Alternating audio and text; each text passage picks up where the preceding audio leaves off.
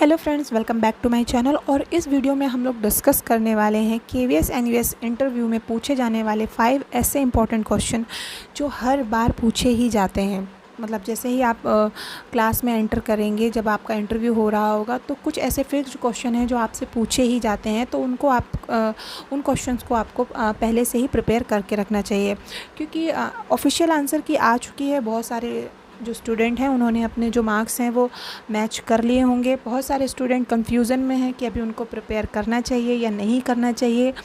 तो मेरे हिसाब से तो आपको अभी से प्रिपेयर कर देना चाहिए। कुछ ऐसे क्वेश्चंस हैं, बेसिक क्वेश्चंस हैं जो हर बार पूछे ही जाते हैं, तो एटलीस्ट उनकी प्रिपरेशन तो आपको कर ही लेना चाहिए। क्या, क्योंकि जब रिज़ल्ट आएगा उसके बाद आपको बिल्कुल भी टाइम नहीं मिलेगा पढ़ाई करने के लिए, प्रिपरेशन करने के लिए। और भी बहुत सारी चीज़ें होती हैं, आपको एनसीईआरटी भी पढ़नी होगी, आपको डेमो टीचिंग की भी प्रिपरेशन करनी होगी।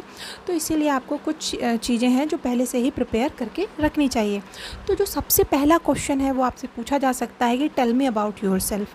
तो आपको अपना एक इंट्रोडक्शन जो है वो पहले से ही रेडी करके रखना है, जिसमें आप अपना नेम, आपका एड्रेस, जहाँ से आप बिलोंग करते हैं, आपकी क्वालिफ़िकेशन और जो आपकी हॉबीज़ हैं, ये सारी चीज़ों को आपको मेंशन करना है उसमें, और अच्छे से उसको प्रिपेयर करके रखना है। सेकेंड मोस्ट इम्पॉर्टेंट पूछा जा सकता है कि why do you want to join KVS. तो इसमें भी आप अपना क्वेश्चन अपने अकॉर्डिंग प्रिपेयर करके रख सकते हैं कि I want to join KVS because it is one of the most respected educational institute in India, known for its quality education. और इसके थ्रू आप अपनी भी जो लर्निंग अपॉर्चुनिटी है उसको भी इम्प्रूव कर सकते हैं। जैसे कि मुझे है तो मुझे ट्रैवल करना पसंद है, तो मुझे नए नए स्टेट में जाने को मिलेगा, वहाँ का अलग अलग कल्चर सीखने को मिलेगा। तो इस तरह से मेरा आंसर कुछ ऐसे हो सकता है, ठीक है। फिर उसके बाद नेक्स्ट क्वेश्चन वो इसी से रिलेटेड पूछ सकते हैं कि हम आपको ही क्यों लें एज अ टीचर। और भी तो बहुत सारे कैंडिडेट हैं, तो उसमें भी आप अपने अकॉर्डिंग जो है वो आंसर कर सकते हैं कि आपको ऐसा जवाब देना है कि थोड़ा सेटिस्फैक्ट्री लगे सामने वाले जो जो वहाँ पे पैनल में बैठे हुए हैं जो मेंबर्स, उनको थोड़ा सा सेटिस्फैक्ट्री लगना चाहिए। नेक्स्ट क्वेश्चन जो है वो आपसे पूछा जा सकता है कि what is child centred learning. Child centred learning क्या है, तो इसमें भी आपको बताना होगा कि इसमें जो मेन फोकस है वो चाइल्ड पे रहता है, बच्चे पे किया जाता है।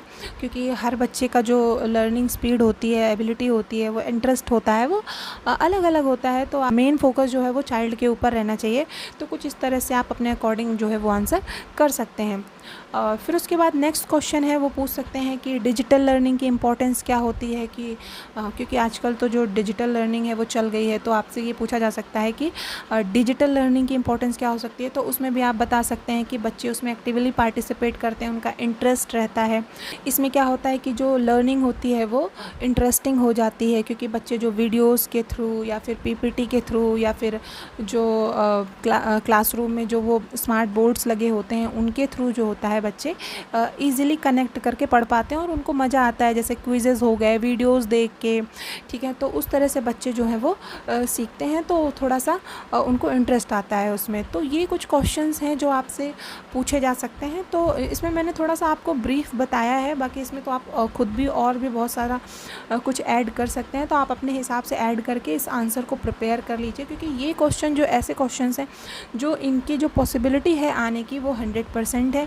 बाकी मई के लास्ट तक आपका जो है रिज़ल्ट वो आ जाएगा। तो सबको उसके लिए all the best and bye bye, take care.